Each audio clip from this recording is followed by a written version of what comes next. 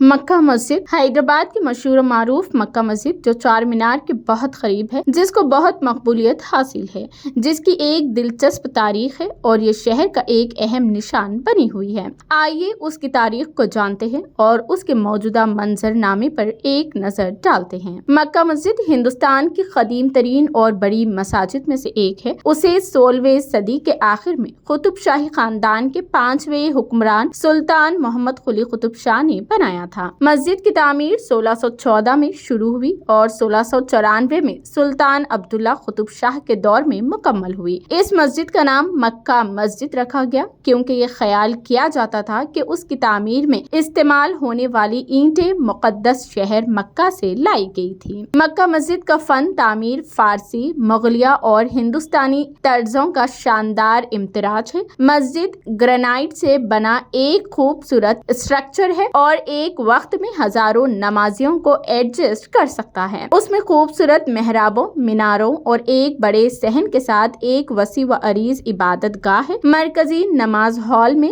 محراب ہے جو مکے کی سمت کی نشاندہی کرتا ہے، اور ایک ممبر جہاں سے نماز جمعہ کے دوران خطبہ دیا جاتا ہے۔ ان کئی برسوں کے دوران مکہ مسجد نے اہم تاریخی واقعات کا مشاہدہ کیا ہے۔ مغل دور میں مسجد اورنگزیب کے زیر کنٹرول تھی، جس نے کمپلیکس میں سفید سنگ مرمر سے بنا ایک گیٹ وے کا اضافہ کیا۔ ہندوستان کی تحریک آزادی کے دوران بھی اس مسجد نے ایک اہم کردار ادا کیا تھا، جس میں مہاتما گاندھی جیسے ممتاز رہنما یہاں عوامی اجتماعات سے خطاب کرتے تھے۔ موجودہ منظر نامے کے لحاظ سے مکہ مسجد بدستور ایک عبادت گاہ اور سیاحوں کی توجہ کا مرکز بنی ہوئی ہے۔ یہ مقامی لوگوں اور سیاحوں دونوں کو اپنی طرف متوجہ کرتا ہے، جو اس کی تعمیراتی عظمت کی تعریف کرنے اور اس کی روحانی ماحول کا تجربہ کرنے آتے ہیں۔ مسجد اسلامی مذہبی سرگرمیوں کا ایک اہم مرکز بنی ہوئی ہے، خاص طور پر تہواروں اور جمعہ کی اجتماعی نمازوں کے دوران۔ یہ بات قابل غور ہے کہ مکہ مسجد کو حالیہ برسوں میں کچھ چیلنجز اور تنازعات کا سامنا کرنا پڑا ہے۔ 2007 میں نماز جمعہ کے دوران مسجد کے اندر بم دھماکہ ہوا تھا، جس کے نتیجے میں متعدد افراد ہلاک ہوئے تھے۔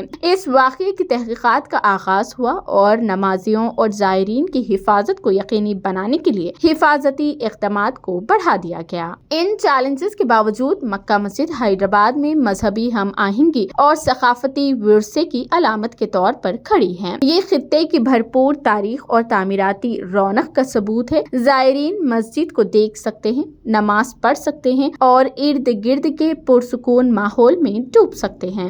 رمضان میں یہاں الگ ہی رونق ہوتی ہے، جو کہ یہ چار مینار کے قریب ہے۔ لوگ یہاں حیدرآباد آئے تو گھومے بغیر نہیں جاتے۔ کبوتروں کی الگ ہی خوبصورتی دیکھنے کو ملتی ہے۔ کامنٹس میں ضرور بتائیں کہ آپ مکہ مسجد کی تاریخ کو جانتے تھے اور آپ کو مسجد کیسی لگتی ہے۔